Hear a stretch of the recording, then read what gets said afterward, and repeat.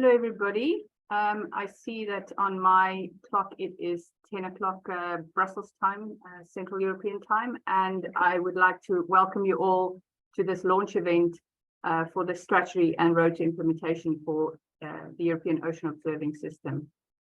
My name is Sheila Heymans, and I'm your moderator for today.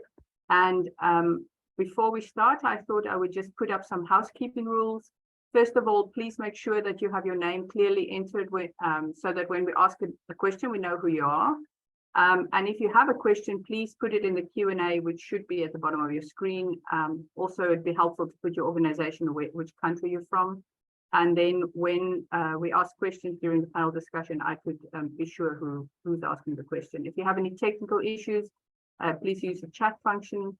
And be aware that this webinar is being recorded and it will be made available on YouTube afterwards. So please act accordingly. So just quickly this morning, we have, I've just got the agenda up here. We have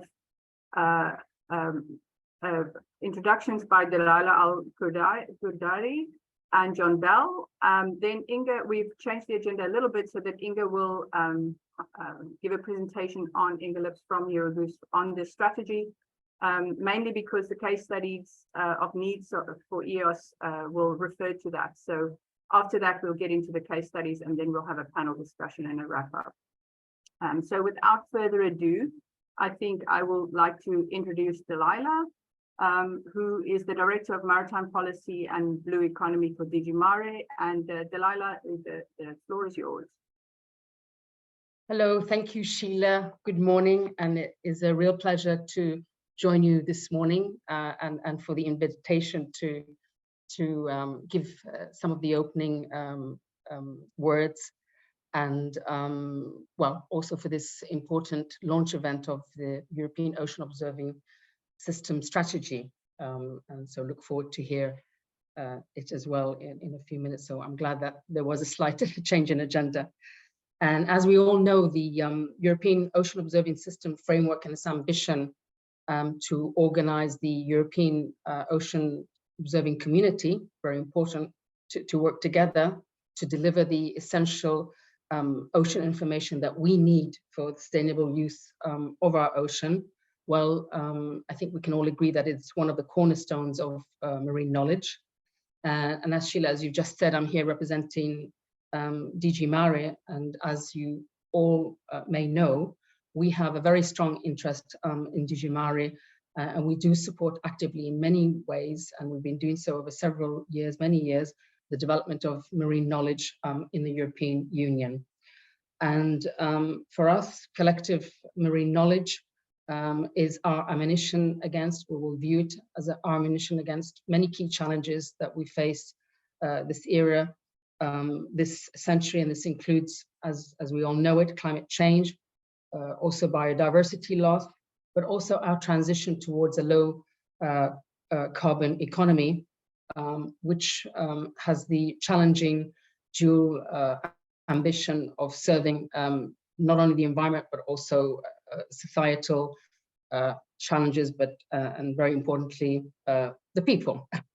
And so we have established an ambitious set of goals towards this transition, which are fundamentally connected, of course, with the goals of the European Green Deal, taking us towards a carbon neutral planet by 2050. And we have intertwined, importantly, goals related to the marine system also therein. And of course, these goals are very closely connected with ocean observation and the sustainability of the systems that importantly make sure that we do have a sustainable, if you like, flow of ocean observation. And most of our priorities, and I speak here for our priorities in DG Mare, we need more and better continuous flow of marine data that comes from ocean observations. We also need more knowledge. Most of our policies is based on facts and figures, knowledge and scientific advice that needs and draws upon analysis and results coming from observations of all sorts, including ocean observation. and expert assessments that develop their analysis around this array of data and facts and figures. And as I said in DG Mari, we are very actively supporting making sure that we have available high quality, reliable marine knowledge across the whole value chain, and very importantly also in an integrated manner, in a comprehensive ecosystem that it also serves. And already back in 2009, showing how we value the importance of data in the context of serving our policies. We developed back in 2009 already the European Marine Observation and Data Network. Everybody knows it more as, or better, I should say, as EMODnet.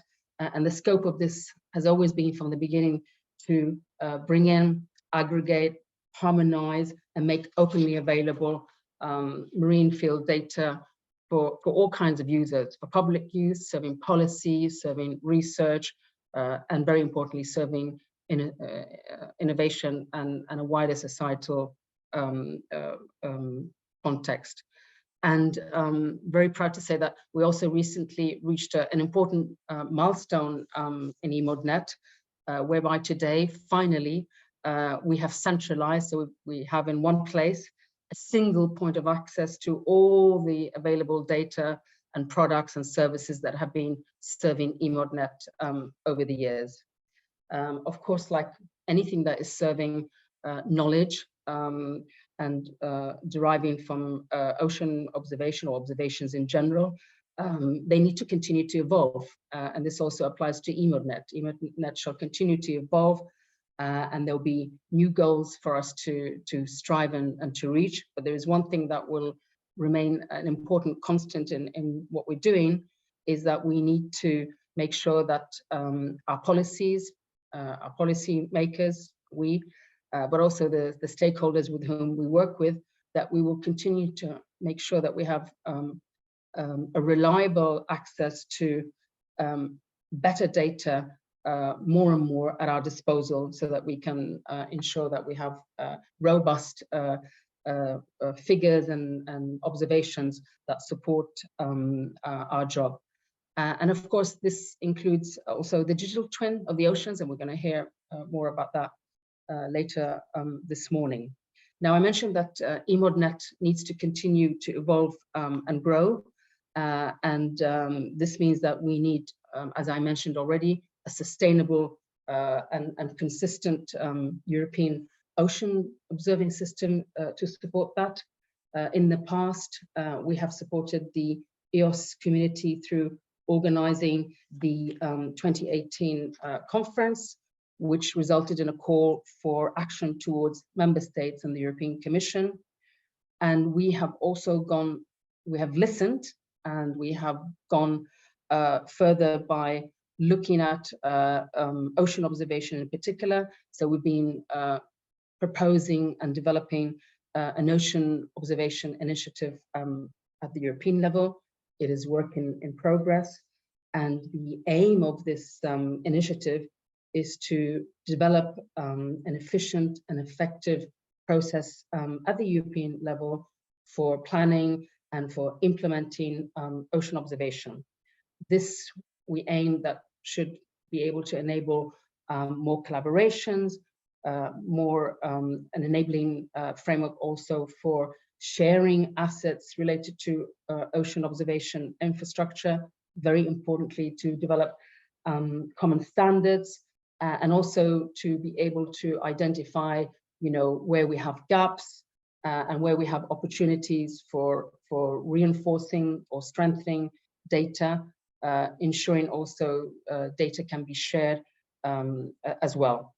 And so, as you can appreciate, there's a lot of benefit in having more coordinated ocean observation, and the stakeholders have been calling out for this over many years, but also, we hear that also through different fora, calling for having more common methodologies and standards that will enhance the interoperability of the data, and to ensure that we do have a more comprehensive marine knowledge that is interconnected no matter where it exists across the European landscape, but also in terms of contributing towards global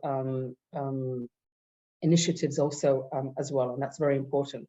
And here I stretch over to the international community, and indeed this is one of their goals as well through the UN Ocean Decade, where common methods and standards are very important also to extend the global ocean observing system.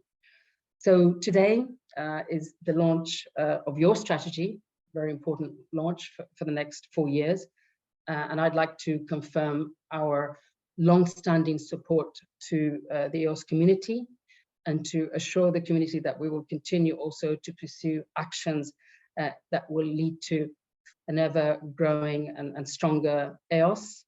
And the work which we'll hear about shortly, as described in your strategy, is very important to complement and give life to all actions that are relevant to the work that we do, and as the European Commission that we are pursuing.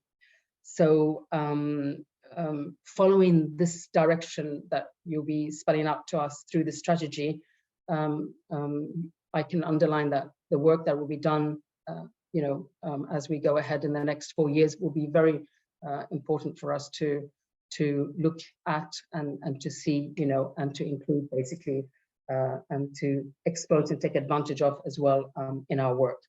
So we do need your efforts through uniting together the European Ocean Observing Community through your framework. It's important that we collaboratively design and work towards a sustained EOOS that does meet the needs of the variety of users of marine knowledge. We rely on your efforts as well towards engaging with European providers of services and products based on ocean observations, and also we rely on you also to improve and facilitate and strengthen collaboration across the marine knowledge value chain. We also rely on your advice and on governance and funding, and also input into policy making, so as that to implement basically recommendations towards a sustained EOOS.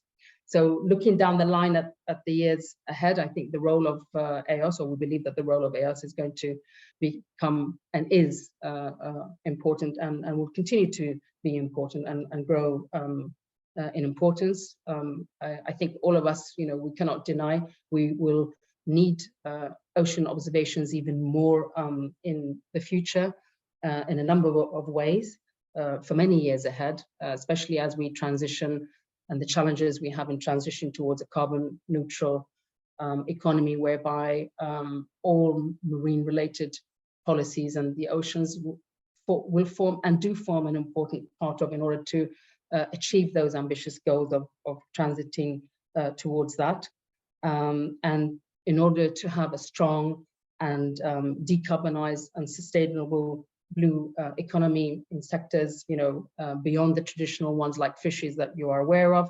We have agriculture, of course, we have coastal tourism, and very importantly, we have the growing importance also of marine renewable energy, all of which rely and need and draw upon marine knowledge and in turn ocean observation. Of course, we also have challenges that we need to implement, like the Horizon Europe mission, Restore Our Oceans and Waters by 2030, whereby we have the lighthouses for all the European sea basins.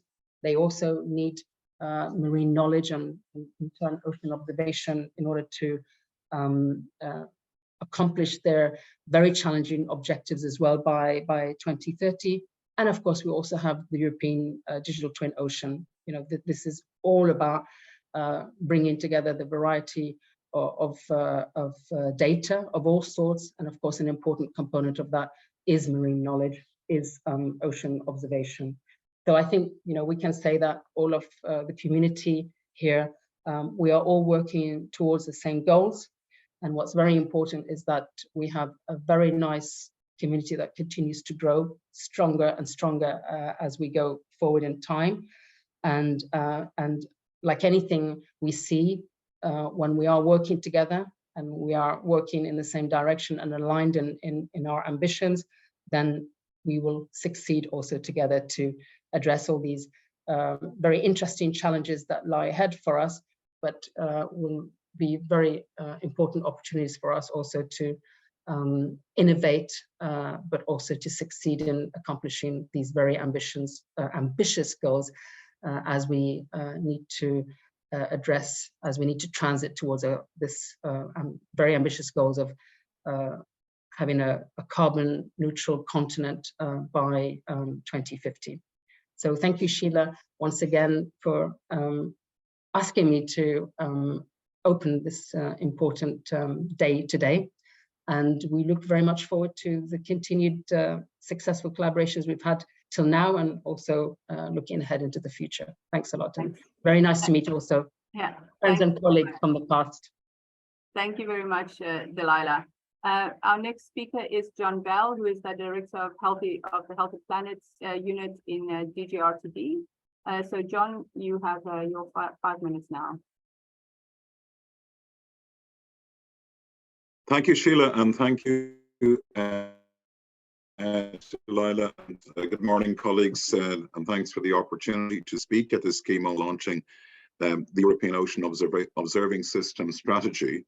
I think you know, Sheila, I've said on many occasions that I see a fit-for-purpose observation system of the ocean as equivalent in transition terms as street lighting was the Industrial Revolution. And I think this is something which those who are not part of the ocean community will discover, because the fundamental role of observation to support the objectives of the European Green Deal transitions, and in the specific case of ocean observation, is central, and will be critical to support the goals of the mission Restore Ocean Waters by 2030.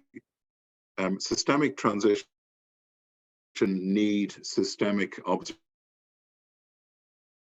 observation, and pretend easy to change this. And it isn't easy given the broad and heterogeneous range of thematic communities that we are operating very often in a fragmented landscape of actors. So having a strategic view and bringing things together in an orderly way, I think, is a hugely valuable initiative. From the side of here at the European Commission, you've heard from Delilah, we have a very powerful opportunity and instrument in our hands in developing the mission Restore Our Ocean and Waters by 2030, which has, of course, alongside its main goals on pollution and decarbonisation and ecosystem restoration, there's two enablers: a digital ocean and water knowledge system, where the digital twin of the ocean, as Delilah has mentioned, was announced by President von der Leyen at the ocean event in Brest last year as a key deliverable.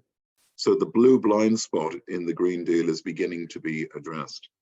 The DTO, the digital twin of the ocean, will be a knowledge system designed to provide all ocean actors, and that can be authorities, businesses, citizens, alongside scientists, with the appropriate level of actionable knowledge and information to support them in both their daily and strategic choices. And there will be a lot of decisions that will need to be made in the decades ahead, which will require a deeper understanding of the systems in the oceans that are affecting those transitions. This is fully aligned with your vision of the EOOS strategy, in which the users and societal needs are central. And I really think this is very important development. It's clear to the Commission that an ocean digital knowledge system will rely particularly on a well-functioning observing system designed for the purposes it must serve. They must go together. So we need to get this moving, and we need to get it right. Organizing the EU observation knowledge system, making sure that the different components interact and serve multiple needs, gradually filling the observation gaps, is critical, and making sure that data is widely accessible. This is essential to all of our work in this space in the context of the discussions which you will lead and have today. That's why in DG Research and Innovation, we are very much supporting this vision with projects that we've had, such as Atlantos and EOOS, but also with a number of marine research infrastructures which are going to be critical here, such as EMSO, EMBRC, Eurofleets, Eurargo, Jericho, and the two recent ones announced, George and Neris. So we very much welcome the strategy for 2023 to 2027. This should help us navigate in a fragmented and complex landscape. The core of the work, the actual implementation of the strategy, of course, is ahead of us. It's easy to talk here and to celebrate the launch, Sheila, as you know, but getting it done is a different challenge. But I think that the will is there in the community, the opportunity is there, the timing is perfect. This community-driven initiative needs to be endorsed institutionally by the competent authorities, by our marine institutes across the European Union, and by other key actors that we work with. I think this is very important. The Ocean Observation Initiative from DG Mare that Dalila has just mentioned, which we strongly support, will provide an excellent opportunity to make concrete steps in delivering this vision. Another important opportunity lies within the Sustainable Blue Economy Partnership that we were present at its launch in Rome. It's a Horizon Europe co-funded partnership constituting a network of 60 partner institutions from 25 countries, enabling an unprecedented effort to pool research and innovation investments over 450 million euros over 7 years, which is really unprecedented, and to combine and align pan-European, regional and national investments. It has a key role to play in supporting the implementation of this key ocean observation system and to make the best use of its links to the funding agencies, the authorities for environment and seas, the marine research infrastructures and businesses. So all contributing to its overall objective of supporting a sustainable blue economy. So let's make it work in that direction. So to finish, we warmly welcome the EOOS strategy and its framing under societal needs. A sustained EOOS is a fundamental component of a digital twin of the ocean. That is the key deliverable of our work in the ocean mission. And we call on the community to reach out to the member states, in particular through the Ocean Observing Initiative and Sustainable Blue Economy Partnership. And let's get this strategy endorsed and transformed into concrete actions for the benefit of our European endeavour. Thank you very much, Sheila, and the very best of luck. Thank you. Thank you very much, John. That was a great introduction to this strategy launch. For those of you who joined a little bit late, there's a change in the program. We are going to launch the strategy now. So Inge Litz from EOOS, who is the co-chair of EOOS, is going to give you the launch of the strategy now. And then we will have the case studies after that. So Inge, without further ado, I will leave you to do that now. Thank you very much, Sheila. Let me know if you can see my slide. Yes, I can see it in the appropriate mode. Okay, good, perfect. Thank you. I'm Inge Litz. I'm the chair of EU Steering Group, but also as Secretary General of EOOS. And actually, before going to my presentation, I would like to say some words about my organization and how it supports the development of EOOS. EOOS is recognized as the voice of European operational oceanography and has played an important role in establishing Europe's capacity and competitiveness in this field since its foundation in 1994. EOOS coordinates the existing efforts of the operational oceanography communities in Europe, but also offers collaboration and exchange for over 130 organizations, agencies, and companies committed to operational oceanography from 30 countries. And EOOS puts a lot of effort and resources to facilitate and advance the development of European Ocean Observing System, EOOS. And it has one strategic objective in its strategy devoted to the EOOS development. So why EOOS? We heard already from these speeches from Dalila and John, many good reasons, but let me also bring forward some of those. Europe needs strong and connected ocean observing capacities to understand, benefit from, and respond to dynamic ocean environment. For example, in face of ongoing climate change and its implications for European societies. Effective coordination and collaboration are key to meeting the growing needs of users and providing high-quality information on the state and variability of the marine environment in the most efficient way. By synergistically federating and further developing its ocean observing capabilities as European Ocean Observing System, EOOS, Europe will enhance the effectiveness and efficiency of efforts to understand and manage its ocean, seas, and coastal waters. Here is a short outline of my presentation. I will briefly introduce the landscape, the needs, look back also to the previous strategy period, because I understand that quite a huge part of our today's audience might not know all the details from the past. And then I will dive into the new strategy. Most European ocean observing infrastructures and activities are publicly funded by national investment, but often from limited term, unsustained resources, or through European research infrastructures. At the national level, the observations are conducted by a variety of organizations, listed also here, to fulfill national priorities, European policy requirements, but also to respond to research interest or private sector needs or international commitments. And the collected data are used by the public and private via different products and services, by scientists for their research, and by governments and decision makers to assess the status and plan actions when needed. European policies and strategies are shaping the national marine monitoring and observation plans.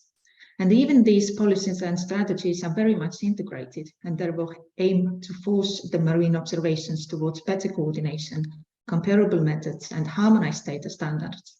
There is still a lot of coordination that needs to be done from the national level to avoid duplication and use resources more efficiently. Europe needs a strong framework that helps to improve collaboration between ocean observing networks and across the marine knowledge value chain, displayed also here, connecting ocean observing implementers with marine data services and users. Through improved coordination, European ocean observing activities can be optimized to most effectively meet the needs of users, and new observing activities and services can be developed to meet emerging requirements. The current coordination efforts in Europe are fragmented and need to be better united. It doesn't mean that there is no coordination. There is a lot of coordination going on, and I will give you some good examples also on this slide. Extending beyond national shorelines, 4 regional sea conventions form pillars that facilitate cooperation among neighboring countries by providing platform from regional collaboration, sharing of best practices, harmonizing monitoring and assessment methods, and data structures, among others.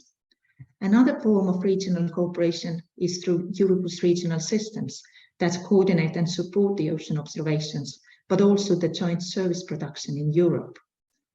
There are also numerous previews and ongoing projects, platform or topic-based networks and research infrastructures in Europe which provide data, develop technologies, facilitate open and often free access to the technology, share best practices and standardize operations and data management. And those listed here is just a small fraction of all the different initiatives. The aim of the first EU strategy period was to provide a focal point and facilitate coordination for the diverse ocean observations across Europe, and to establish an appropriate interface for decision makers, but also map networks and technologies, help to create synergies between the in-situ satellite and modeling communities, and implement the EU's governance structure. The broad consultations were conducted before and at the beginning of the first strategy period, and here are just few biggest examples given. Several reports on Europe's future needs and requirements were published, together with the concept notes identifying the future needs and actions, and new community website was developed. A survey of the status of ocean observing, including coordination status, drivers, focus, and investment in each nation was conducted. And the results of this survey were very much appreciated also by the Commission in preparation for the initiative Ocean Observation Sharing Responsibility, aiming to achieve a common EU approach for measuring once and using the data for many purposes. 2 EOOS technology forum events were organized to bring closer the marine instrument manufacturers, technicians, technologists, and scientists in the public and private sectors in order to drive development and innovation in the European ocean observing technologies. The EOOS framework is developed through federation of partners. The governance of the EOOS framework is overseen by steering group chaired by EOOS and European Marine Board. 3 further expert bodies contribute to the specific aspects of EOOS development, an advisory committee which brings together a broad stakeholder base, a resource forum which represents European ministries and funding agencies responsible for ocean observing, and an operations committee which represents the diversity of the ocean observing implementers at national, regional and pan-European level. The latter is foreseen to be enlarged and restructured during the new strategy period to engage better different essential ocean variable-based networks in Europe. And now we are at the second strategy period of EOOS, where the aim is to advance the system to step closer to the one which is sustained and meets the specific needs of users. And we have titled our strategy as Advancing EOOS, and the roadmap for implementation has a title called Designing EOOS. And these are the keywords for the next 5-year period. With the new strategy, we have also brought more clarity to the use terminology. And we have defined EOOS as an infrastructure platform, sensors and people that gather essential and data and information about Europe's ocean, seas and coastal waters. And EOOS strategy defines the vision of a European ocean observing system that is sustained and meets the specific needs of users, which is achieved by its mission to coordinate and integrate European communities and organizations operating, supporting and maintaining ocean observing infrastructures and activities, but also fostering collaboration and innovation. And to achieve a sustained EOOS that meets user needs, the EOOS Framework offers a collaborative structure for key European actors in ocean observing to align and develop the components of fully functioning and complete EOOS and the resources needed to sustain it. The mission is divided into 3 interconnected objectives. It is essential to unite the European ocean observing community to collaboratively design and work towards sustained multi-platform, multi-network and multi-thematic EOOS. But the observing community shouldn't go alone in this path, but engage closely with European providers and services and products derived from ocean observations to crystallize collaboration across the marine value chain. And also, we need to advise governance, funding and policy making towards a sustainable EOOS.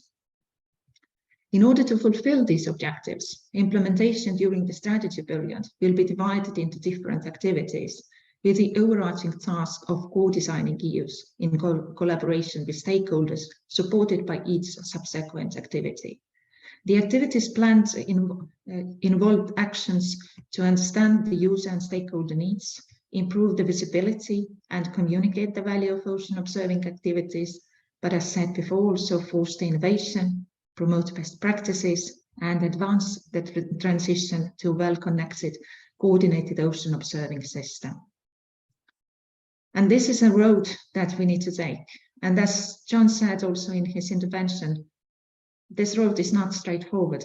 It has a lot of curves and a lot of challenges. But this is that needs to be taken. And here I will try to highlight some major milestones that are ahead of us and some ways how to get there. So the last strategy period is behind and the new one just started. To design a system that responds to various user needs and priorities, dialogues are necessary to improve the coordination and integration of ocean observations and to enable the planning of implementation of multi-platform, multi-network and multi-thematic observation program. Understanding the timing, location and focus of observing activities by others is essential. So we will facilitate and contribute to the development of the open web-based planning platform and the system performance monitoring platform to enable more accurate assessment of the gaps in the observing system. We were successful with the previous EOOS Technology Forum events, and we will continue those as biannual events. And to ensure wider support and buy-in to the development of EOOS, it is necessary to communicate and foster an understanding of societal value and benefits of integrating European ocean observing across sectors and regions and for all different users. The communication is seen as a key throughout the strategy period to explain the value of ocean observing, promote collaboration with different initiatives and projects but also align priorities and mobilize resources. The dialogues with stakeholders and national European policymakers and authorities will be continuous throughout the strategy period to develop the EU's resourcing strategy and establish dedicated institutional capacity. By the end of 2027, we all believe that EOOS, which meets the specific needs of users with the capability also to adapt to emerging requirements, is designed, and the implementation phase can start. With that, I would like to thank you for listening, and also I think that it's very nicely said by a poet here that individually we are one drop, but together we are ocean. Only together we can achieve what has been in our minds already for several decades. And I would also like at this moment to thank my team at EOOS for all the efforts in developing EOOS and those two documents that were launched today. And we are grateful for the EOOS steering group for all the input, discussions and suggestions. And I also want to thank all contributors during the consultation period, EOOS Advisory Committee, Operations Committee and Resource Forum, but also DG Mare, Global Ocean Observing System and EOOS Project. Thank you. Thank you very much, Inga. That's great. That was a really good overview of the new strategy and how we go and where we're going with the implementation. If there's no specific questions on that, I think we should go to the case studies, and then we can have discussions in the panel discussion afterwards. So without further ado, I will call on Isabel Sosa Pinto, who is going to give us a discussion about how EOOS can work well with the marine biological observations. And I will leave you to it, Isabel. Hello, good morning, and thank you for this opportunity to talk a little bit about marine biodiversity observing and how this fits perfectly with the aims of that was just presented of EOOS. So, of course, we all know that we have a that biodiversity is very important, and we have actually a very important agenda for biodiversity until 2030. And this is, of course, at the global level, the Convention on Biological Diversity that just approved its agenda for the post-2020 framework. And this is very much focused more than usual on the need of information, of data, and of knowledge on biodiversity. Then we have, of course, hopefully the last negotiations to have a treaty on the biodiversity, to protect the biodiversity in areas beyond national jurisdiction, that also will need a lot of needs a lot of data and knowledge. We have, of course, the UN Decade of Ocean Science or Sustainable Development is not focused on biodiversity, but biodiversity is quite important, and UN Decade for Ecosystem Restoration that includes, of course, the marine. But all this, we know that we need to restore biodiversity if we want to achieve the UN Sustainable Development Goals. At Europe, we also have a very strong biodiversity agenda. We have the biodiversity Strategy 2030 that is quite ambitious. We have, of course, many framework directives already to achieve the protection and management of biodiversity.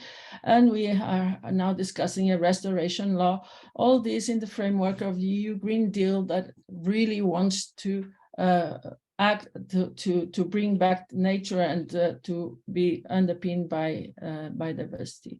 We also have just some examples of the global communities of practice that already try to support this agenda. I'll speak, for instance, for GeoBond. This is the Biodiversity Observation Network. And what we're trying to do is really we know that we cannot observe everything. So really to determine what are the essential variables, so we know we can determine how is life on Earth and how is changing. So this is the group. So it's very generic in terms of biodiversity, so genetic composition, species, populations, and so on. And from that, we have this, the MBON, that is the Marine Biodiversity Observation Network, that is really the thematic network of GeoBond that focus on marine biodiversity. And what is this? Is the community of practice. The major goals are really to increase collaborations, promote interoperability on data format standards, also on how we do these observations, then to promote the sharing of data and knowledge, and also the promote capacity building and also sharing capacity, and in the end promote more and better marine biodiversity monitoring. We also have, as Inka talk about GEOOS, and we have a GEOOS panel that is focused on the biological and ecosystem essential ocean variables, that come up with a number that focus on the key species and ecosystems that we should really monitor, and how, and we're trying to then standardize the ways to do this. Of course, we have these two systems, one that comes from GEOOS, ocean observation, and that focus on the biological part. And we have the biological biodiversity observations that focus on the sea. And we've been working very, very much together to really bring these two communities together, and also then to publish our data in this biodiversity frameworks like EOOS. Part of EOOS is EOOS, and EOOS is EMODNet biology, and really partner with many other organizations that develop observations and data. We even try to bring these two sets of essential variables together, and we are working on this now, even in some European projects, really to have a set that we can present to the people that do these observations. We have also this Europa Bond, that is a project that was funded by the EU, and it was the objective is to design a EU-wide framework for monitoring biodiversity and ecosystem services. And this, of course, includes the marine. Although the case studies that I've been working on are not very marine related, and this is why we need to really engage with them, but also have work on the marine front specifically. This project then also develop a network of members that is to build this community of practice. And really what is proposing is the European Biodiversity Monitoring Center that really links all the initiatives from the monitoring at national level to some monitoring programs at the European level, from the linking with the knowledge center on biodiversity that is being built with the EA, with the biodiversity that is really funding new marine, new biodiversity research and also monitoring, and so on. So we are also, in terms of the marine biodiversity observation in Europe, we are trying to bring this European focus, and we have now set recently a working group that is funded by the Euromarine to really try to bring together all the very multiple initiatives that we have that are very relevant for marine biodiversity observing, not sometimes only observing, but very relevant. That projects, also some already been named here, research infrastructure, and of course always linking with the global initiatives. And what we want is organize a community of practice to support, of course, the management of marine biodiversity in Europe by getting the appropriate data and knowledge. Then, of course, capacity building on the observation and also data standards, coordinating data collection, but also communication. That is also what EOOS want to do, communication to society about the value of these observations. And then gap analysis, and to promote what are the main gaps to really continue to monitor biodiversity. And of course, cooperations also the Atlantic and the Mediterranean efforts. So how do we see, how can we improve when EOOS is in place, and how can we also help the building of EOOS? What we expect this EOOS to be is the home for the ocean observations, and this including by the biological observation. So to support the existing initiatives and also their integration at European level. And of course, when you support, we are all always discussing the sustainability of these initiatives. Many of these are short-term projects and short-term initiatives. Support the alignment with other ocean observations, of course, and also infrastructures at European level. Support the alignment, all these initiatives with the needs of the European agenda. This is also a very big focus on EOOS. Then what we would like is this to be the long-term home for observation products and platforms, and also other initiatives. And of course, the long-term strategy, integrated strategy for all ocean observing, and also integrated gap analysis. And I thank you, and will of course be available then for discussing this in the panel discussion. Thank you very much, Isabel.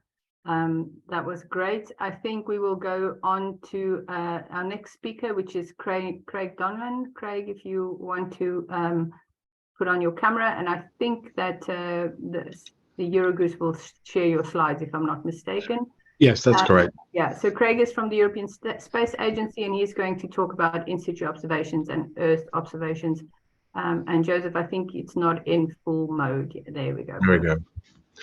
Good morning, everybody, and thanks for the opportunity to give an overview of some of the things that we will do with Earth observation and in-situ observation. So next slide, please. So you can see here that the view from space is dramatic. It's an all-encompassing view, and it gives us a unique perspective on a quasi-synoptic time base, depending on the different sensors that we use. But it's unique in the sense that we can cover vast areas with repeat coverage, and this gives us an overwhelming number of observations from scientific instruments that are maintained just the same way as the in-situ observations, using methods and calibration systems to make sure we have traceable data. And I'll keep coming back to this word traceability, because this is the foundation of the interoperability that was mentioned by Delilah at the start of the meeting. Without good traceability to SI standards, we cannot use observations together because they're working against different scales. Next slide, please. ESA, European Space Agency, has a large fleet of missions, some of which are operated together with EUMETSAT. We have our science series of missions, which are cutting edge, new observations, testing new methods, new techniques, gravity. We look at different ways of visualizing the Earth and measuring the Earth and different aspects of the Earth. We have Copernicus, which is a program with the European Union together with EUMETSAT, building a whole series of spacecraft here, which are providing the operational backbone for many of the Copernicus services, and meteorology with EUMETSAT, which is serving the weather forecasting community. At the moment, we're developing 41 missions and preparing 22. So in total, we have 82 satellite missions stemming from the 2000s all the way through to the present day and going out to 2030. Next slide, please. And each one of these missions is providing the evidence for climate change in different ways. And this is the backbone of the observational evidence that's used to underpin policy, not just to set policy at the European level, but also to monitor the impact of those policies as we move forward in time. And the essential ocean variables, part of the ECV system, is served very, very well by space data sets today in the atmosphere and the land and the ocean and the ice. And working together with these different data sets in synergy is really quite important, as recognized by the IPCC. Next slide, please. I'll give you some examples. I can't cover everything. I'll start with sea level. Here you can see a picture of the Sentinel-6 mission, which is a joint mission between CNES, the French Space Agency, NOAA in the United States, EUMETSAT, ESA, NASA, and the European Union. And here we have two satellites. We have Sentinel-6A, which is in orbit at the moment, and Sentinel-6B, which will launch in 2025. And here you can see the cone that sticks down at the bottom of the spacecraft is a radar altimeter, which is used to measure sea level. Next slide, please. Now, the measurements that we get from a satellite like this is part of a longer time series starting in 1992. Which you can see here, and the trends that we're looking for are very small, 3 millimeters per year. So the precision that we have from these altimeters is quite astounding, and over a transponder system we can get to sub-centimeter levels, even down to just a millimeter or so. Over the ocean, the surface roughness complicates that measurement, but nevertheless these are precision tools in space, and of course they're very critical for policy. A low-lying coastal zone is home to 680 million people, and for every centimeter of sea level rise we can expect a displacement of around about 3 million people. So this is a serious situation that we face, and at the same time we need to provide the observational evidence so that governments can take good decisions. Next slide, please. And the decisions they need to make is about mitigation, and they want assurances that the data sets from space are correct. And for that, we tend to use the GLOS tide gauges, and you can see here, taken from the JCOMOPS website a day or so ago. And you can see that there are some challenges here with non-operational inactive tide gauges, and there are not that many of them. If you can click, please, next part. Here you can see what we get in 10 days from space, and we cover the whole ocean using two satellites, Sentinel-3 and Sentinel-6 together, Sentinel-3 reaching the higher latitudes. But we need to make sure that we can reconcile what we measure from space with the in-situ observations of the same quality, or if not better quality in situ, to make sure that we have the right measurements from space. If you can click again, please. And because there is this overwhelming coverage from space, it's fundamental to ensure that our data are traceable to metrology standards, so the SI system. And it's essential if Earth observation and in situ measurements are to be used together with confidence. But this implies that likewise in situ observations must also be traceable to metrology standards. And this is the foundation of interoperability, and that's really, really important. Next slide, please. So the core principles of metrology are making sure that we can trace back to standards, which in 1875 were physical objects, and you can see here the meter and the kilogram. As of 2019, we're now tracing to the fundamental constants. But this involves traceability itself, intercomparisons, good specification of uncertainty budgets, and coherence. Different measurements looking at the same thing in different ways. Next slide, please. In the Earth observation world, we have quality assurance for Earth observation, which has been developed together with the metrology services to look at the measurements, how we define the measurement functions, the traceability, how we evaluate uncertainty, how we calculate uncertainty, and how we store that information. And this has been used together with many different people across the European and international landscape to make sure that we can provide a traceable measurement set from space. Next slide, please. So as an example, with staying with altimetry, we have very specialized equipment, and here you can see a transponder in the bottom left of the slide, which takes the satellite signal, amplifies it, and retransmits it back to the satellite, and we can get a very, very accurate sub-millimeter characterization of our altimeters. We have two of these in Crete, and they're positioned so that they lie over the ground tracks of different spacecraft. Next slide, please. These are supported, because it's not enough on its own, with active tide gauges in different locations, in this case around southwest Crete. And these are managed on a weekly basis.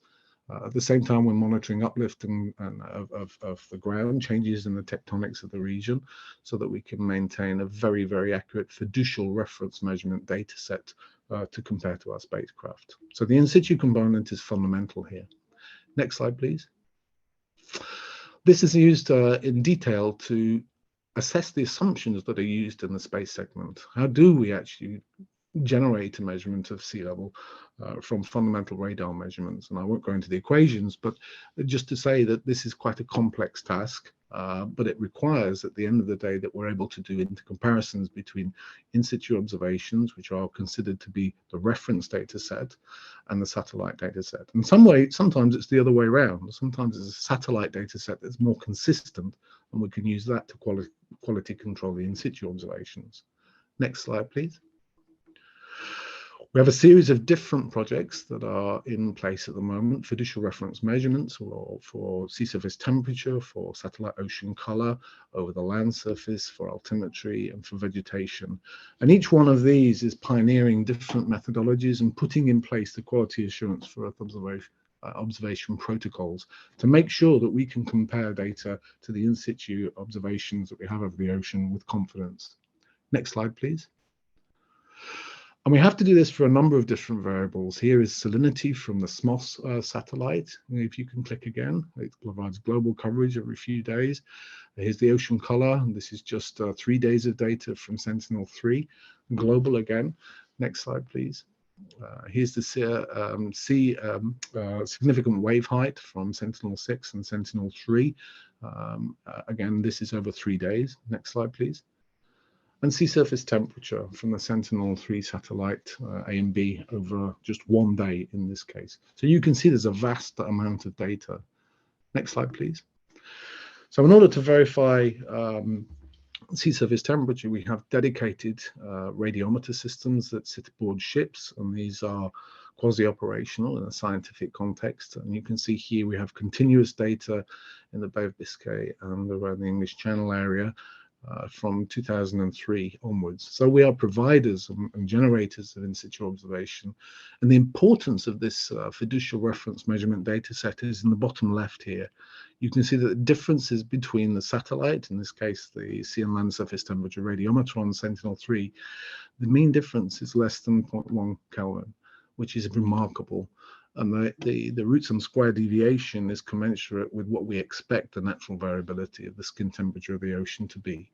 So these are fundamental data sets for us, but by investing in making sure we have fiducial reference measurements, we can show that our satellite data are extremely good. Next slide, please. It demands a lot of effort. There is laboratory comparisons that take place roughly every 5 years for these kind of instruments. This is at the National Physics Laboratory, which is the standards organization in the United Kingdom. And it involves people from all over the world that bring their radiometers and their reference radiant sources, their black bodies that they use to calibrate their instruments. And each one of their instruments and their reference black bodies is tested and compared and certified to make sure that we have good traceability. Next slide, please. We also make use of campaign data. Just this year, I was aboard the beautiful ship in the top right there, and the Stadsground Lemcall as it made a passage from Maputo in Mozambique down to Cape Town. And we released a series of drifting buoys that are measuring wave spectra and their trajectories. And if you just click through one by one with a couple of seconds, and you can see the trajectory of these buoys follows very, very well the geostrophic currents that we derive from the globe current approach in CMEMS. And each week we can see how these buoys are verifying and validating the streamlines that we can derive from the altimeter series in space. It's quite remarkable if you follow these buoys. They really follow the detail that the geostrophic measurements from space can deliver. So absolutely astounding. You keep going. Keep going. We have the DBCP, the Data Buoy Corporational Panel assets, which are here. This is as of a couple of days ago from JCOM Ops, and these are used regularly for satellite verification and validation both for ocean current, geostrophic ocean currents, but also for sea surface temperature. And you can see that in the southern ocean areas, we're a bit poor in coverage, and the same in the higher latitudes in the northern hemisphere. So there's work to be done here, and sustaining this array is critical to what we need to achieve from space. Then likewise, these measurements need to be very high quality to fiducial reference measurement standards. Next slide, please. So just to consider now the strategy has excellent objectives. And if you just click again, please. Against objective 1, which is to unite the ocean observing community. Well, Earth observation is global ocean activity. And through the calibration and validation activities, the European Space Agency does unite the ocean observation community. And that's through in situ observations for calibration, for the validation of those data, but also for the advanced applications, both in synergy and on their own. And I've shown a few of those in this short talk here. Next, please. We're also pioneering the fiducial reference measurement techniques and approach with full traceability to SI in space and on the ocean. We require the highest quality FRM ocean observations. Otherwise, the satellite data, which overwhelm the in situ component, will bias our data sets, both in the short term and in the long term climate context. Next slide, please. So on objective 2, which is engaging with European providers of services, well, we're a user of in situ observations, and we require the fiducial reference measurement quality data for at least the last 40 years, which is when we have space assets to work with. And these are supporting the climate applications and the essential ocean variables. Next slide, please. We also require the FRM ocean observations for many of the Earth's essential ocean variables in near real time. And that's 3 hours for us. And that will be for the foreseeable future to support new and already flying missions, in particular the Copernicus series, but also our research missions and the missions in partnership with EUMETSAT. Next slide, please. So in terms of objective 3, governance, funding, policy making. So the European Space Agency is an EOOS actor, if you like, since we are providing and encouraging sustainability of ocean observations, which is fundamental to what we have to do in Earth observation. Without the in situ observations that we need to make sure that we can deliver to you the best quality data, we'll be in trouble. Next slide, please. And it's fair to say that from space, we cannot yet see inside the ocean. We're largely limited to the top 50 meters of the ocean with our measurements. We can infer things from altimetry about the full water column, making the assumptions of a biotrophic ocean. But only EOOS and the kind of work that you're doing in EOOS can see inside the ocean. So there's a great complementarity between what we have to do from space and what we have to do in situ on the ocean. So together, I think the strategy that EOOS has put forward is going to be very, very important and very useful as we move forward to bringing together our next generation of European ocean observing systems. Next slide. So thank you for your time, and I'll be available for questions during the panel. Thank you very much, Mike. That was great. Craig, sorry, Mike, I don't know where that came from. Thank you very much. That was great. It was actually really interesting to have a good overview of how the satellite and ocean observations work together. So that was a very new presentation for me. Our next speaker is Pierre Bertrand from MacArthur Ocean International, and he is going to talk about how ocean observations feeds into models. So Pierre, I can see your slides, but not in full mode yet. Perfect. There you go. The stage is yours. Okay.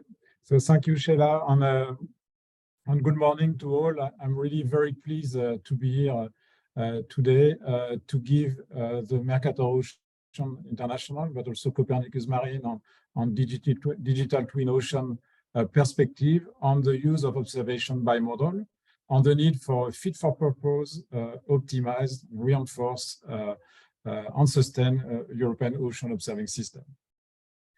I will start with this discussion on the value chain, or more precisely, the value loop that goes from observation to information on action. I mean, we all recognize this is a complex chain loop as highlighted by the Marine Board Policy Brief published in 2021, ocean observation is a fundamental pillar of this value chain.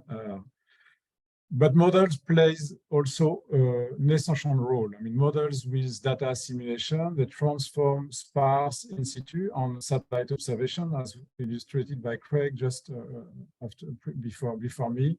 And this allows to transform this observation into four-dimensional ocean fields on forecast at high space and time resolution that are required of the marine and maritime applications. So I will take here the perspective of the Copernicus Marine Service. The combined use of in situ satellite observation is central to the strategy of the Copernicus Marine. And the Copernicus Marine Service provides an operational monitoring of the global ocean on European seas. So combining observation from from satellites, so all Sentinel missions and in situ observation that are integrated with model through data assimilation to describe and forecast the state of the ocean. You are here one example of the surface current forecast for today that was issued by the Mercator Ocean International, so the global Copernicus Marine Monitoring and Forecasting Center, and to get such forecasts of ocean surface current. So you need to combine all data from Sentinel on a wide range of in situ observation. Just to illustrate here the in situ data that are feeding the Copernicus Marine Service. This is organized through the Copernicus Marine In Situ Thematic Assembly Center with a strong cooperation with EMONET. And you see here the wide range of different types of platforms that are used today. For data assimilation, but also for model validation. So the Copernicus Marine Service today, serves a wide range of applications. Environment, society, economy, and of course to support European policies. Today, there are more than 50,000 subscribers. Large number of visitors per year on the web to access and visualize product.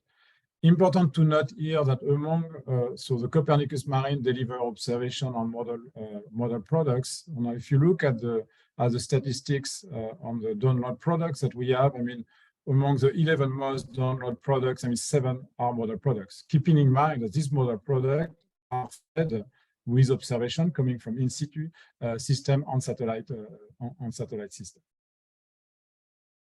So important here to state, this essential role of ocean observation for the Copernicus Marine value chain, the fact that we rely very much on the satellite, on the Sentinel mission and in situ observing capabilities. So today in Copernicus Marine, we use Sentinel mission, Sentinel 1, 2, 3, and 6, contributing mission as well. And we are preparing the use of future Sentinel mission with, in particular, to improve the monitoring of the Arctic Ocean, which has many challenges. We also work with the European Commission, ESA, EUMETSAT for the next generation of Sentinel mission design. For the in situ observing system, so Mercator Ocean International together with Copernicus Marine Partners. So we work with the European Environment Agency in charge of the in situ coordination for Copernicus, but with a very strong partnership with EOOS and EOOS to strengthen in situ coordination on the development of the in situ observing system. It's important to realize and to note that as far as in situ data is concerned, international cooperation is key, through EOOS on the development and the advance that we expect through the UN Decade of Ocean Science. So Copernicus Marine provides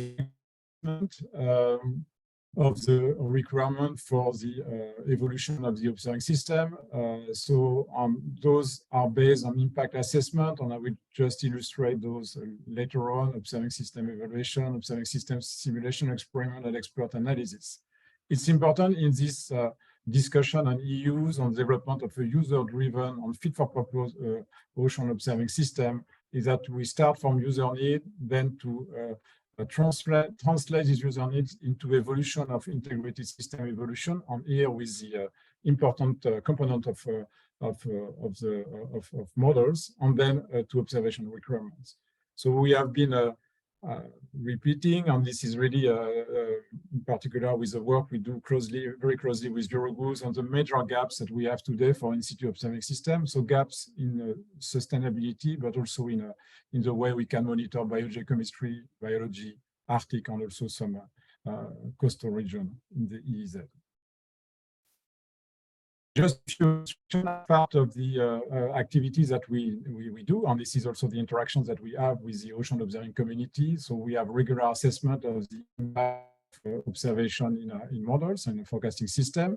Illustration here with Argo, where this is very well documented. I mean, if we remove Argo data in our modeling and in models, I mean, we have dramatic degradation in the quality of ocean analysis and forecast. So this is again an illustration of the importance of the upstream in-situ observing system for the different systems that we run at the level of Copernicus Marine Service and for downstream users. But models also can be used to help us to design the evolution of the observing system. I mean, to answer questions such as what and where do we need to observe? And this is through the development of observing system simulation experiments. So a lot was done recently as part of the Atlantos, and more recently a EOOS project to work on these techniques.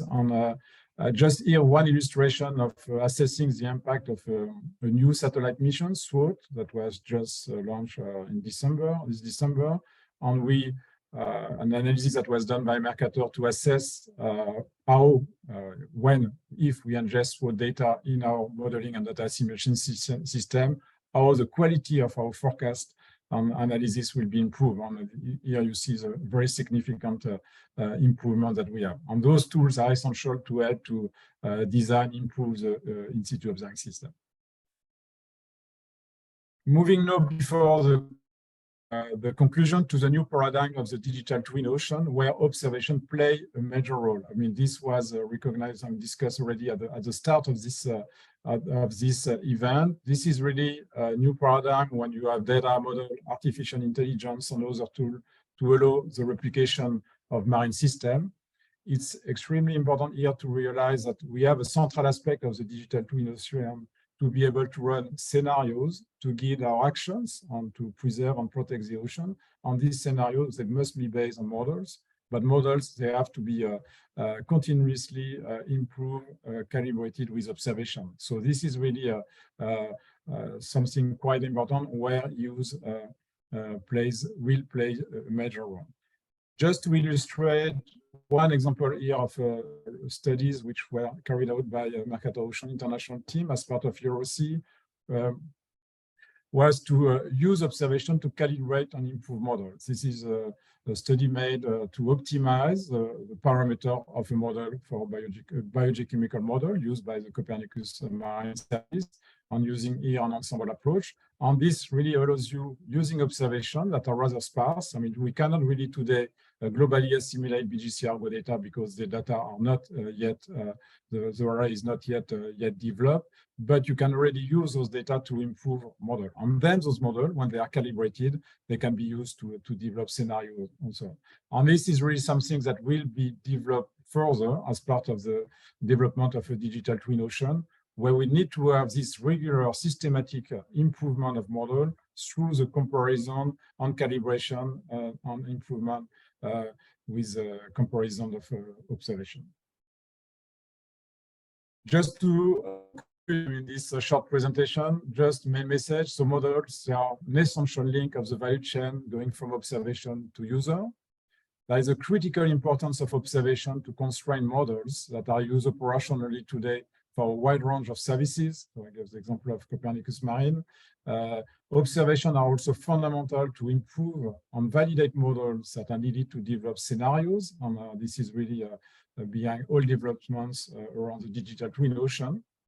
Thus, the sustainability and evolution of the observing system is key.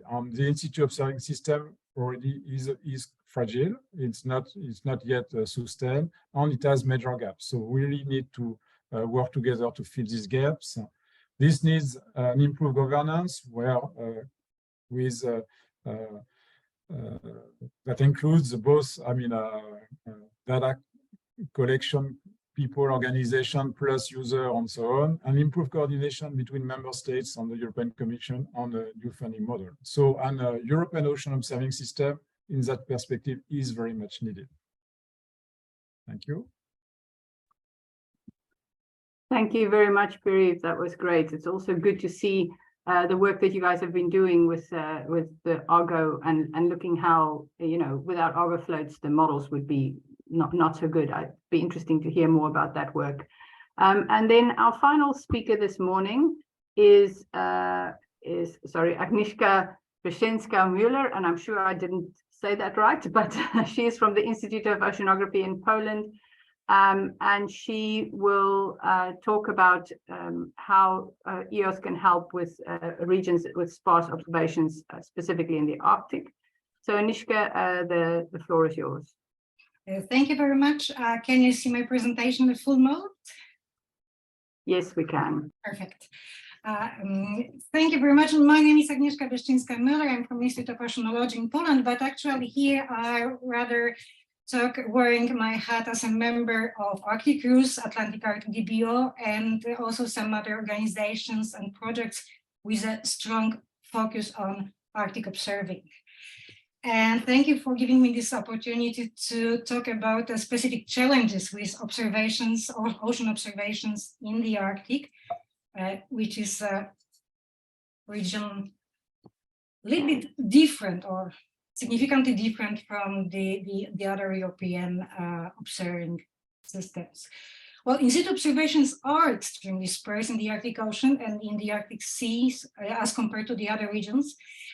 You can see at the map, which is from EMODnet Physics, showing active platforms in the last 30 days, that the points representing observations within the black circle are much less than in the rest of the global ocean, and specifically also compared to the other European ocean and European seas.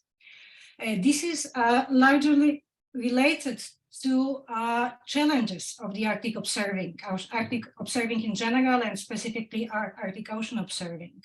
Some of them are common for different other observing systems, but some are very much Arctic specific. Well, the different scales, different needs for the climate, operational forecast, models, process studies require observations across the different spatial and temporal scales, which are very variable in the Arctic regions. But the key challenge in Arctic observing is actually access. This is mainly the physical access to the remote, very harsh environments with the barrier of the sea ice at the surface, but also political access because most of critical areas in the Arctic Ocean and Arctic seas are within the national exclusive economical zones, and a large part of the Arctic actually is part of the Russian territory. There are also technological challenges related to sea ice, which prevents access to critical services, like, for example, GPS or Iridium, GPS for positioning or Iridium for data transfer, data communication. Also low temperatures, which hamper the sensors. There's a high risk to platform and platform sensors infrastructure in general. Also, a big challenge in the Arctic is coordination, scientific coordination in terms of the coverage, observation coverage, different protocols, priorities, but also in the main place, logistics. There is very complex, very costly logistic related to high-risk field operations when collecting in situ ocean data in the Arctic Ocean. And also, data and product delivery is a challenge in the Arctic because timely data provision for the services depends on operational near real-time data access. And this is very, very rare in the Arctic Ocean, Arctic areas. Also, scalability and flexibility of the system is a challenge because on one hand, the system should sustain long-term integrated measurements, but also there are different needs from climate observations to tactical or situational awareness needs. And also the system should evolve with a changing environment. And it is already well known that the Arctic environment including the ocean environment, is one of the fastest changing environment on the Earth. Arctic observations are actually growing in number, but they are still much underrepresented in the main global ocean networks. I want to show you just 4 examples with different global ocean networks. And with this blue rectangle, I highlighted Arctic region, Arctic areas, as compared to the rest of the global ocean. In terms of sustained mooring deployments, as shown by the ocean sites for January this year, so the newest map, there are already some sustained mooring arrays in the Arctic Ocean, in the Arctic seas, mostly in Arctic gateways, but they are much more sparse than in the rest of the ocean. And also important, the Arctic moorings deployed in the Arctic Ocean, Arctic seas, usually they do not have surface access because they are subsurface. So there is no chance for a near real-time data delivery. Another global network where the coverage of data is much more sparse in the Arctic than in the rest of the ocean is Argo Profiling Float Network. There have been in recent decade, there have been more and more deployments of Argo floats, mostly in the open areas of the Arctic Ocean, Arctic seas, but floats are still not capable for longer operations under the ice and also for provision of the data. For that, the system of underwater and under ice GPS would be needed, which will provide the same function of positioning for the Argo float network as a GPS or Iridium for the open ocean. In terms of ocean gliders, another world ocean network which has grown in the last decade or two significantly. There have been deployments of gliders in the Arctic Ocean and the Arctic seas, as you can see from the map on the right side in the bottom corner. But still, most of these gliders, they operate only in the open ocean, and because they do not have a surface access in the ice-covered ocean, ice-covered areas, they cannot navigate, and they cannot also deliver data in the real time. And last but not least, when we look at sustained ghost ship core lines, repeated hydrographic surveys, there are only very few lines in the Arctic regions, and these lines are actually covered not that often as the rest of the sustained ghost ship lines in the rest of the ocean. It has improved recently with the SAS project or program, a Synoptic Arctic Survey, but still the lines which are covered under this project are not really the same as the sustained ghost ship line. In terms of operational provision of the data from the platforms which are deployed in the Arctic, ice-covered Arctic regions, most of these data actually come from ice-based observatories.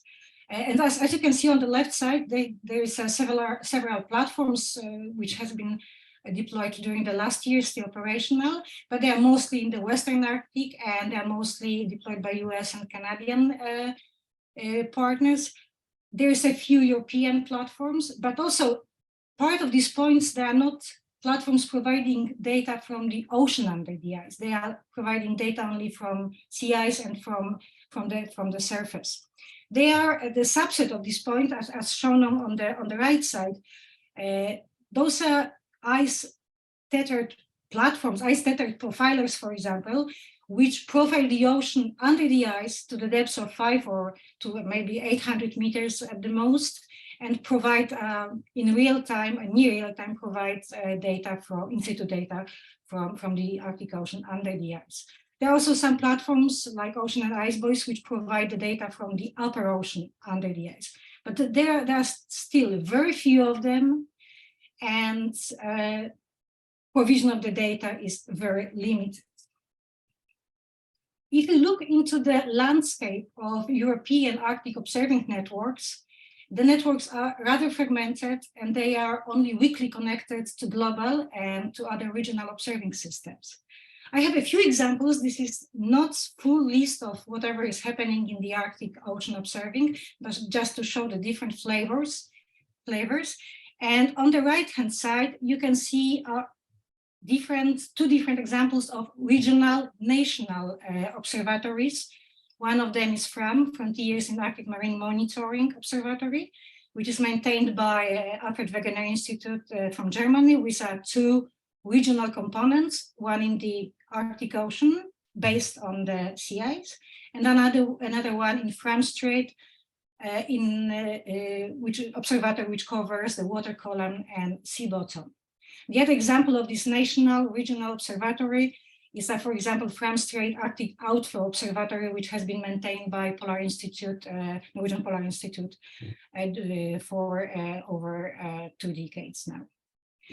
Another example of well-coordinated and well-established observing system is, for example, a Svalbard Integrated Arctic Earth Observing System, SIOS, which is a regional, international, it's already well-coordinated, and it's cross-domain. It has very strong marine component, in addition to terrestrial, atmospheric, and cryospheric components, but it's very focused on area in Svalbard and around Svalbard.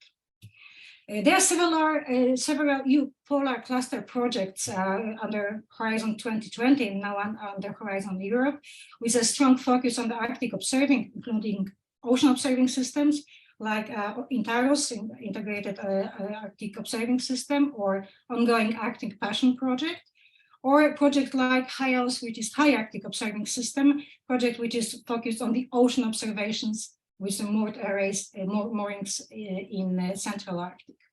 A very good example of the integrated observatory, which brings together different networks, which has been already around for a long time, for even some of them even for decades, but they have been rather disconnected, is Atlantic Arctic Distributed Biological Observatory, ADBO, which has been already around or tried for some years, but now during the recent period it gained strong impetus from coordination provided by Arctic Passion. So this ADBO actually follows the example of original DBO, which was in the Pacific sector of Atlantic Ocean, of the Arctic Ocean. And it brings together different national observatories, long-term observatories in the European sector of the Arctic Ocean, and also links them to not only to a Pacific DBO, but also to two other emerging or established DBOs, one in East Siberian Sea and another one in the Davis Strait. Sorry. When we look into the landscape of coordination of the Arctic Ocean Observing System or Arctic Observing System, the key player for the European Arctic is, of course, EOOS. If you look at the map, part of the domain which is covered by GOOS Regional Alliance, which is EOOS, actually includes the Arctic. And this is mostly focused on activities within the Arctic Regional Ocean Observing System, ArcticEOOS, which is a regional node under EOOS. And ArcticEOOS has put significant effort in coordination of not only in-situ observations in the Arctic, but also remote sensing and operational activities together with the focus on European Arctic. There are also some other initiative of processes or organizations now trying to provide better integration and better coordination of Pan-Arctic observing system, including ocean component, ocean observing system. SAON, Sustained Arctic Observing Network, is currently implementing the ROADS process. It's a roadmap for Arctic observing and data system. It's cross-domain, it's high-level planning. It has very strong links to Arctic Council, to IASC.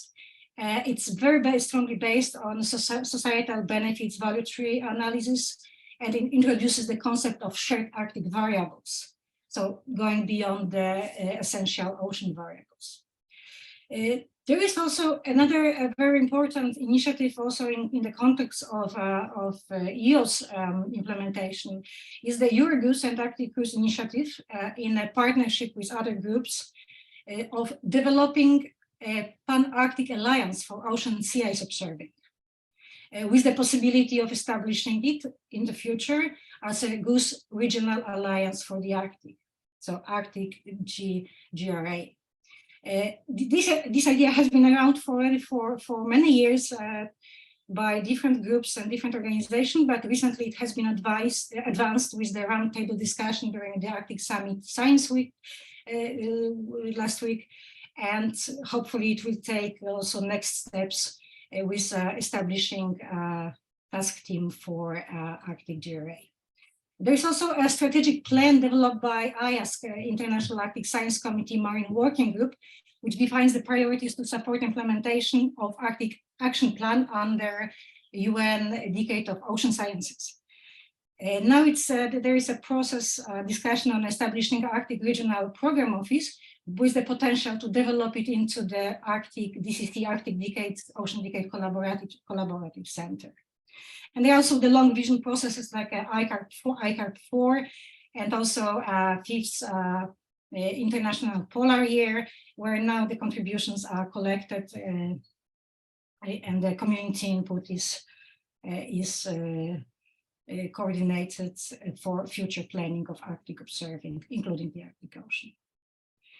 And at the end, I tried to highlight how an Arctic observing system can be improved with links to well-coordinated, implemented European observing system. Well, as you could see from the last slide, it's definitely a part of it. So it's not the separate system. There is a lot of synergies. In some places there is overlap. I tried to map some needs and requirements and potential benefits for Arctic observing system to EOOS activities, which are described in the implementation plan. I will not go through these very different points because this is more like a food for thought for discussion. But I would like to highlight that there is many points where Arctic observing system under development in different aspects can benefit from wider and more advanced implementation, which is in place by the well-established EOOS. For stakeholder needs, for the recognizing, identifying needs for the Arctic data products, improving the uptake of the Arctic data products, improving coordination between networks, even improving integration between coastal and coastal observations and deep ocean, between physical and biogeochemical, biological observatories, which still the Arctic Ocean, the Arctic observing system is not that much advanced as European ocean observing networks. And there are different other points where also Arctic observing system can strongly benefit from alignment and coordination with EOOS. And I think I will leave the rest for the discussion, and I'll be happy to take questions now or during the discussion. And thank you. Thank you very much, Anishka. Okay, so if you can stop sharing your screen now, then we can probably get all of the panelists on the screen. So if the panelists can put on there we go, wonderful. So we have in the panel at the moment, we have all of our speakers, and we had Zoe. Oh, Zoe is there. Hi, Zoe Constantino, who is standing in for Delilah from Digimare. So I'm going to come around with a few questions to all of you. Sorry. And then at the end, Inga will do a wrap up for us. So I'm going to start off with a question to you, Zoe. I guess the question, it was quite nice to hear everything Delilah put forward for us, but I guess another question is, what synergies can we create between the work that we've done so far at EOOS and the work that the European Commission is doing currently to actually improve the governance of ocean observations at European scale? What is the thing that you can think of, one thing that will make it easier? What would that be? There are two things, actually. Perfect. Two is better. So they are connected, though. They are quite connected. So my understanding of the situation as it is right now is that EOOS is trying to work and coordinate the governance, but lacks institutional capacity. And this creates a gap that is very important. So it was mentioned also both by Delila and by John Bell that the institutional capacity of EOOS needs to be reinforced somehow. So one line of activity should be this, to see how we can do this, in which framework, and I will say regardless from any other action that we take in the Commission. So this should be a priority. We can connect it with other things that are happening currently, but it should be individually a priority that we need to discuss. This will bring me to the second part, that is that there is what we can do together is to work to mobilize the member states, because the gaps are there. The Commission has no responsibility on what the member states are observing and how they are observing it, and this will probably remain for forever, and probably it should remain forever as well. But we need to work on the level of the member states in order to identify common priorities, and in order to be able to implement these common priorities. The member states require this kind of observations. They are going to benefit their capacity to govern their marine resources, their capacity to follow better what legislation already exists for the marine environment, and will help them also develop their blue economies in a climate that is not always advantageous. So for me, these are the two things that we should prioritize. I'm not saying that it's easy, and I don't know exactly how we will be able to frame it, but I think that there is willingness from the Commission side and willingness from the EU side. So we should find the way. We will make it happen somehow. Yes, sooner or later. Okay, so then my next question is for Isabel. Isabel, how do you think will MBON and EuropaBON be improved by this new EOOS system that we're hoping to achieve? What do you think will be the main achievements of how will we make it better? Okay, thank you for that question. I think let's say the marine biodiversity community, but marine biological community, not only MBON and EuropaBON, could really use more support from EOOS in terms of, but for that, as Zoe already said, we need more capacity, yes, in EOOS.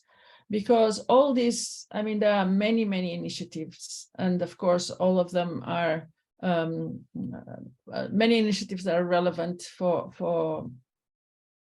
marine biodiversity knowledge, but just the effort to really coordinate and bring and align all these initiatives is an issue in itself, especially for marine biodiversity, that we have these two lines of action: the biodiversity that has its own institutions, as I show, and also the ocean observation that has its own reasoning and so on.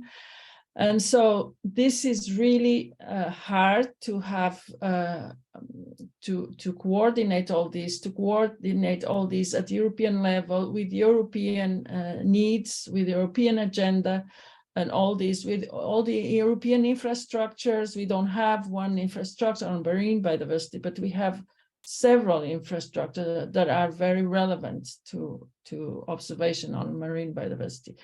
And of course, this link to the ocean observations, that is very important. And all the other ocean actors, the stakeholders, we try to do it ourselves in our way in MBON, but this is really, really very demanding in terms of resources. So actually, and also we would like EOOS to have this long-term, to be a long-term home. So all these initiatives have, especially projects. We are having a lot of projects recently, which is great. We try to also have a clustering and interactions between projects, but this is really, really resource people's time consuming. So I think this is what we would gain all. I mean, if we had EOOS, if we had a home where we could really coordinate all these existing initiatives that are many, and really also to have strategic gap analysis and really prioritizing. Also, again, hearing the stakeholders and really making these as fit as for purpose as possible for our to develop our policies and at European level. So I think that's easy. I think better coordination is always good, and coordination for biological observations with all the others is I think critically important. So thank you. Then my next question is for Craig. Craig, I have to just get my question out. So the first objective of EOOS, of the new EOOS strategy, is to unite the European in situ observation community.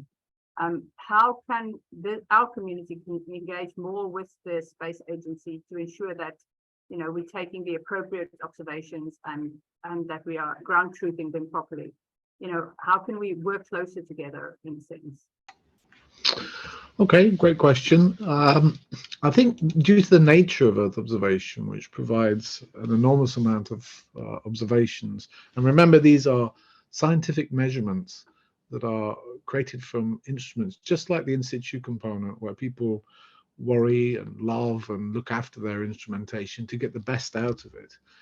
And then we have different streams, but we often talk about operational streams. But I mean, operational here means, you know, packaging a scientific measurement and delivering it at a certain time in a certain place with a certain reliability. And so by that nature, we're already, if you like, uniting a community. We're also putting in money to make sure that we get good in situ observations to the fiducial reference measurement quality. If we don't have traceability back to the SI units, the observations are useless.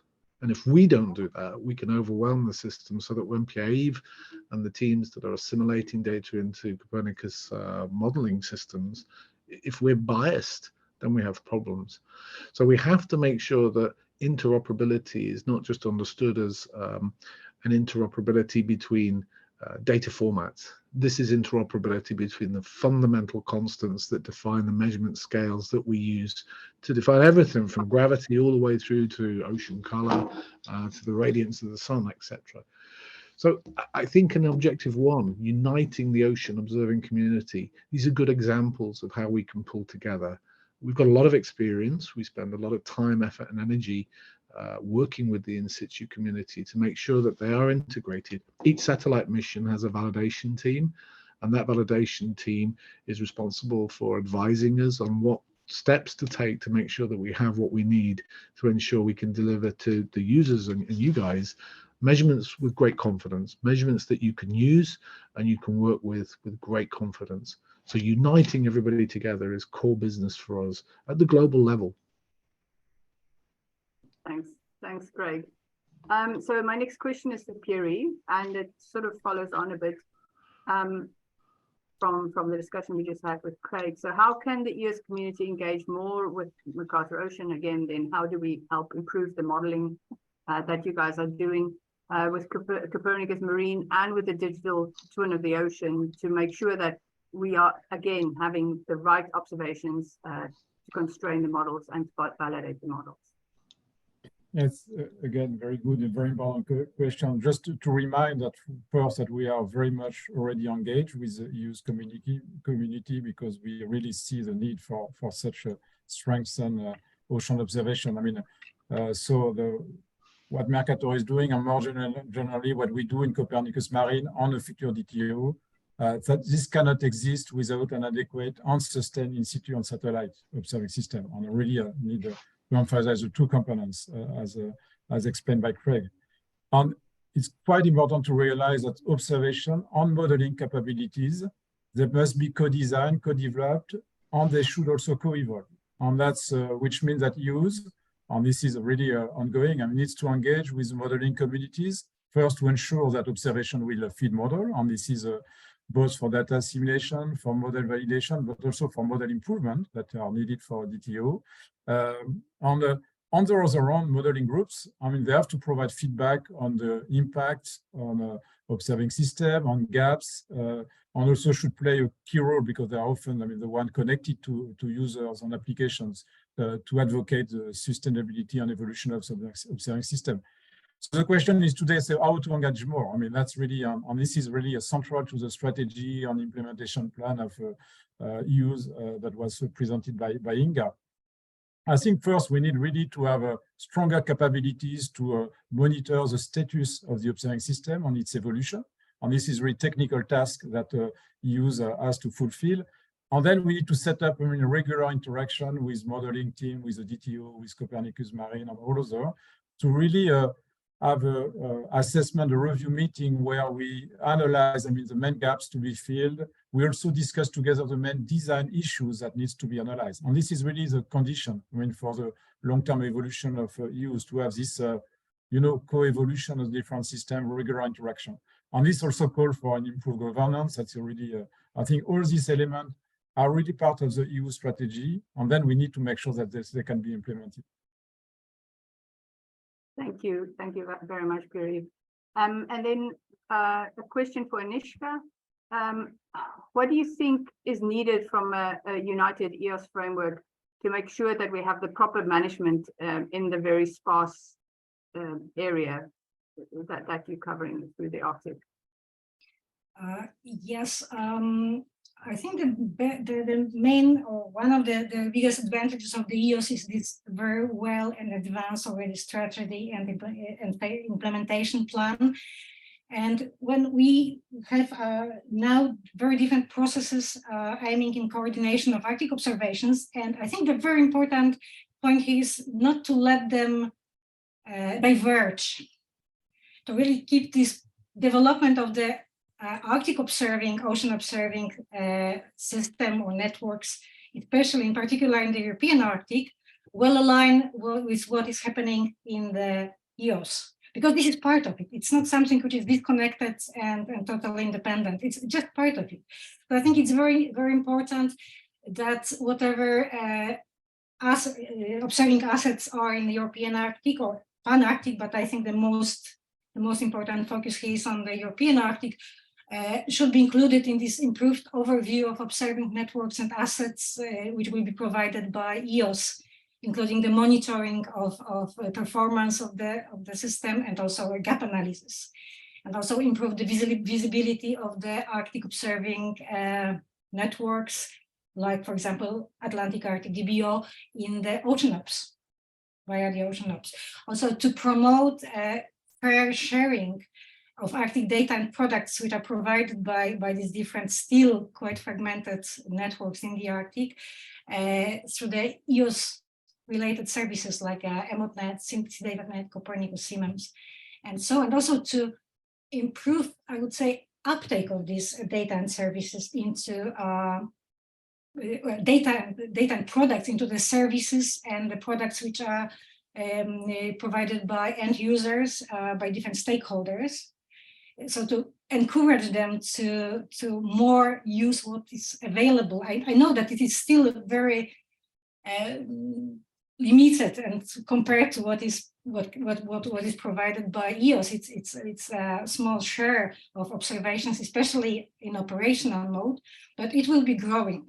So also technological issues. When there is a dialogue with technology developers and suppliers, it would be good to speak in one voice and also remember the specific needs of the Arctic observing.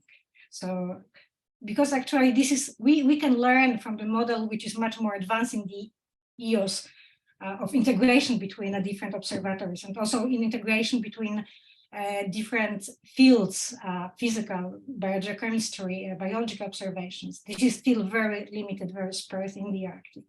So we can follow the model which is provided by EOOS, but with some specific, I would say, adjustment which are needed for the Arctic observing system. Yeah. Thank you, Anishka. So then some of the questions that's coming through the Q&A, thank you for those of you who've actually used the Q&A. I see some people haven't done that. But first of all, the first question is from Mark Dickey-Collis from ICES. Hi, Mark, nice to not see you, but know that you're there. Well, maybe it's not so nice to not see you. Anyway, the question is for Isabel. And the question is on the issue of essential ocean variables. Fish is very important. And he says that there's not many links with ICES in what you've presented. And, you know, there's also, ICES has also had some contributions on vulnerable marine ecosystems. I'm assuming that's what VMEs are, and the impact of fishing on biodiversity. So how can that be rectified? Well, thank you. This is a good question for this particular community. Yeah, it's true that we've been working very much uncoordinated, the fisheries community and the fisheries research community and the biodiversity community. But I think this is actually changing.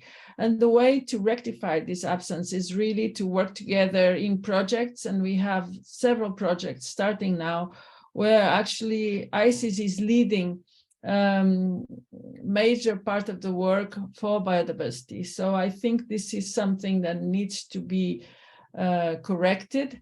And yeah, and the way to do it is really for people from ICES also to get into these more encompassing networks, as for instance MBON, that is about all marine biodiversity. But also work together with in terms of the EOVs, there are working groups associated with each of the EOVs. So really work together with the people that work on the fish EOV. That would be a way to start. Thank you very much, Isabel. Then we have a question for Craig from an anonymous attendee. I was asking people to please put their name in, but anyway. So Craig, the question is, how does the National Met Offices and EUMET contribute to the FRMs and more generally to the service measurements in addition to the eSurfMar ones? And can that be used for CalVal? No idea what that means, but you obviously do. We can't hear you, Craig. You're muted. Yeah, okay.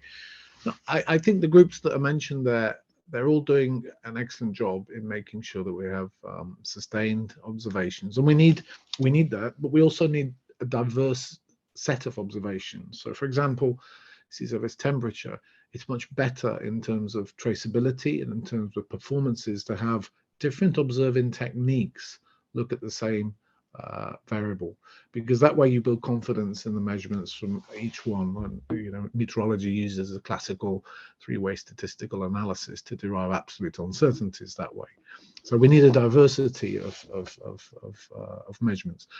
We also need to make sure that there is rigor, and this is why I stress not just the diversity of measurements, but also their traceability to the fundamental SI units. Without that, we can coordinate as much as we like, and we can archive and we can make data interoperable, but it will be impossible to actually bring together a functional EOOS, because we cannot have a situation where we are comparing apples with oranges.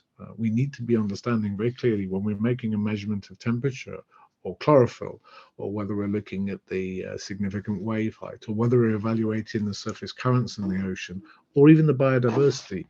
What is the reference that is being used to ensure that when I talk to Pierre-Yves, or when I talk to Angelica, and when I talk to Isabel, we're talking the same quantity? And that's why science works, because we do that on a routine basis. And we need to make sure that the rigor at the Met offices, where, for example, great quality control can be performed using operational weather forecasting systems within the ocean forecasting systems of CMEMS themselves, that's where we can actually test if we are indeed providing the right set of observations to the right standards, because through the assimilation process, we should be able to see differences. So I think there's room for everyone to make sure that they are contributing. but the effort now really, if EOOS is going to stand out against the international community, if it's going to be taking Europe to the forefront, making sure we have fiducial reference measurement quality for as many variables as we can afford to do is actually fundamental, and will take us to the next place that we need to be, which is our ability to use and sample the ocean with confidence. Because ultimately, whether we like it or not, people believe the in situ observations more than they believe the satellite data at the moment. And maybe that will stay like that for some time. It's not a bad thing in a certain way, but we need to make sure that we have the rigor in place to make sure that when a comparison is done, when data is assimilated, that they are actually compatible with each other. Thanks, Craig. Then there's one more question from an anonymous attendee again, possibly the same one, saying that they would like to know our opinion on how to cover the gap in the ocean observing network off North Africa. And I don't know if anybody has an answer to that because it wasn't addressed to anybody in specific, but I don't know if anybody wants to have a go. I would imagine that at least the satellite observations would cover that anyway, but yeah, for in situ, Pierre, did you want to have a go?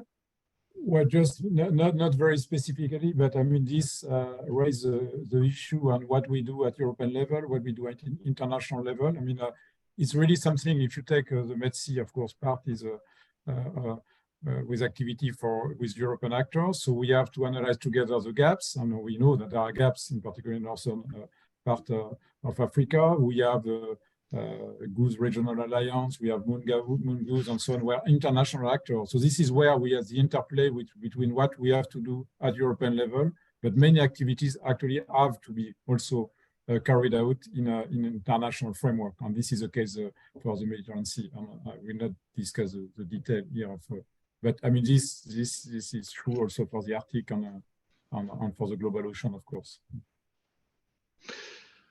Yeah, great. Yeah, I think that's a good answer from Pierre-Yves, and I think that space by its nature allows us to make observations and provide those observations through European free and open data policy to anyone in the world that wants to use the data. So I think we do provide surface variables, but we don't provide what goes into the deep ocean, and there we have an issue, and that has to be, you know, something to address. We have Argo floats, we have some gliders that may or may not be in that region. I mean, we know where we can seed Argo floats, but the ocean is the ocean, and it will take them where it wants to in a certain way.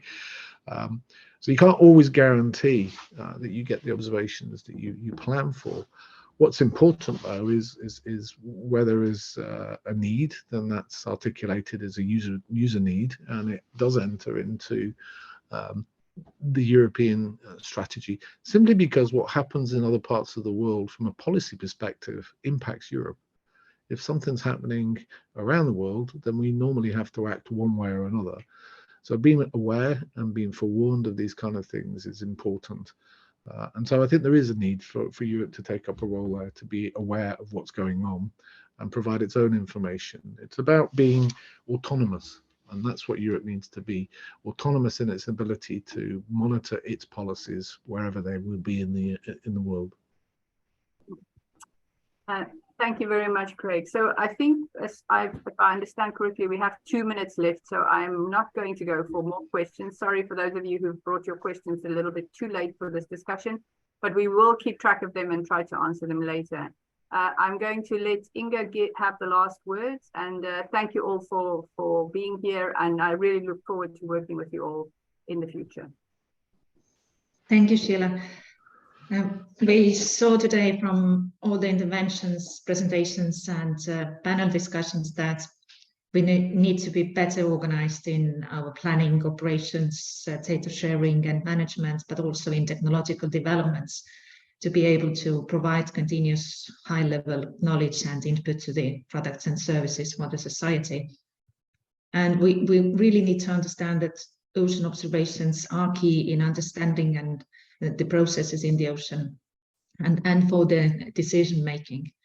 And for that, I think that we need to make ocean observation recognized as a critical element in our everyday life to secure the sustainability of the operations. Also, it is getting more and more recognized that coordination is not something that could be done as in-kind work and in the frame of short-term projects, which will do a great work, but still we need also better sustainability in the coordination.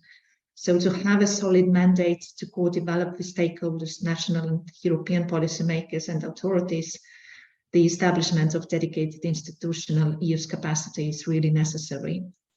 And my final words goes all towards the panel. So thank you, Sheila, for the moderation, and thank all the panelists for their intervention and discussions. I also thank all the participants for the attendance today, and also those who will watch this recording later. Thank you. Let's make it together.